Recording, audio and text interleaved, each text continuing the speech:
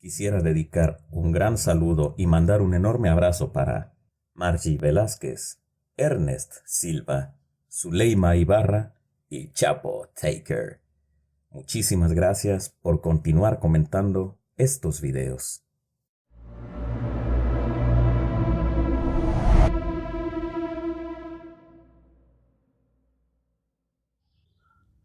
Yo soy Eduardo Narrador y quiero contarte que la raza humana, según la psicología, es agresiva por naturaleza y violenta por aprendizaje. La mayoría de los animales tienen una tendencia agresiva con fines específicamente de supervivencia, pues la naturaleza es cruel. Sin embargo, la especie que lleva las cosas más al extremo es aquella de la que tú y yo formamos parte. Una raza hostil de primates que han sabido tener mayores avances en el campo bélico que en cualquier otro. Casi como si la especie buscase el fracaso evolutivo adrede. La imaginación incombustible de la mente humana para la tragedia es abrumadora. Lo vimos registrado en la Inquisición y a lo largo de siglos y siglos de guerras, entre ellas la más nociva en todos los aspectos. Mucho se puede hablar de este acontecimiento. Bastantes temas se han repetido hasta el cansancio y aún así, una gran cantidad de información, a una fecha de hoy, se niega a abandonar el refugio del misterio. Es menester decir que el Japón de entonces, bajo mandamiento del emperador Hirohito, era imperialista y muy extremo con sus ideales. Claro, incluso mucho más que ahora. Si conoces un poco más a fondo de la cultura nipona, sabrás de qué hablo. Tenían un ferviente espíritu samurái y un orgullo tan imperialista que sus soldados y civiles preferían arrebatarse la vida a sí mismos antes que entregarse a los ejércitos enemigos. Dos grandes ejemplos son los kamikazes y los aterradores eventos sucedidos en la isla de Saipan, donde madres preferían saltar desde los acantilados junto a sus hijos, mucho antes que aceptar una rendición. Digo que saltaban de acantilados, pero la verdad es que tomaban también otros métodos todavía más atroces para llevarse la vida de sus propios hijos. Aún a pesar de la victoria de los aliados en Europa, el ejército japonés estaba dispuesto a desangrarse por completo mucho antes que ceder ante los Estados Unidos en el Pacífico. Y esto llevó a tomar medidas bastante extremas.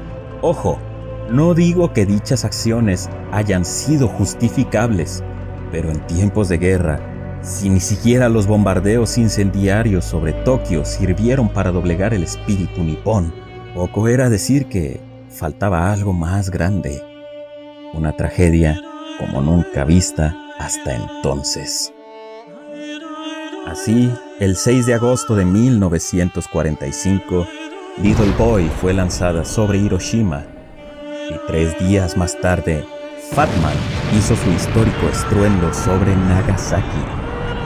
Fue así, y solo así, que el propio emperador Hirohito tuvo que dar la cara ante soldados y oficiales japoneses, argumentando que debemos convertir este día de pena en el nacimiento de un nuevo Japón.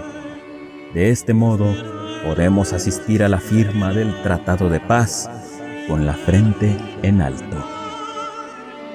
Japón se rindió, contradiciendo por completo al Bushido, su código de honor. Un dato curioso es que algunos japoneses se escondieron en la selva y no se percataron de la derrota de su país sino hasta mucho tiempo después. El último de ellos salió de su escondite hasta el año 1975, es decir, 30 años después de terminada la guerra. Lo que en esa época no se contó, sin embargo, fue que a medida que daba lugar la reconstrucción de Japón, algo llamó la atención en las calles y estructuras tanto de Hiroshima como de Nagasaki. Sendos manchones devolvían la mirada a curiosos y extraños y contaban historias terribles.